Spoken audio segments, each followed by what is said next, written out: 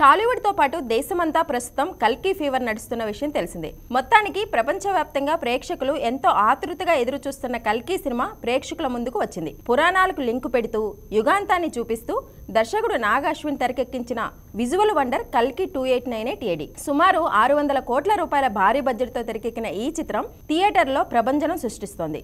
Cinema చూసిన ప్రతి ఒక్కరూ visual wonder, Nag Ashwin thinking వేరే లెవెల్, ఇండియన్ సినిమా సత్తా మరోసారి చాటారు అంటూ ప్రశంసల వర్షం కురిపిస్తున్నారు. అయితే మూవీ విడుదల రోజు కల్కి దర్శకుడు నాగ్ చేసిన పోస్ట్ తెగ వైరల్ అవుతోంది.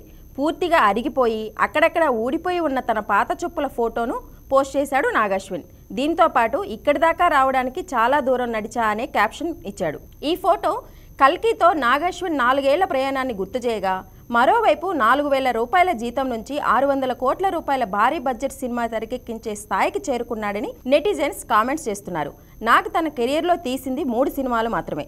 ఎవడే సుబ్రహ్మణ్యం, మహానటి, ఇప్పుడు కల్కి. మహానటి జాతీయ అవార్డు దక్కించుకోగా, కల్కి సినీ ప్రపంచంలో సరికొత్త రికార్డులు క్రియేట్ చేయడానికి రెడీ అవుతోంది. ఇంత భారీ బడ్జెట్ సినిమా తెరకెక్కించినప్పటికీ ఎలాంటి ఆడంబరాలకు పోకుండా సింపుల్గా ఉండటం నాగ్ అశ్విన్కే చెల్లింది. ఇప్పుడు ఆయన డెడికేషన్కు తగ్గ ఫలితం దక్కిందని అంటున్నారు నెటిజన్స్.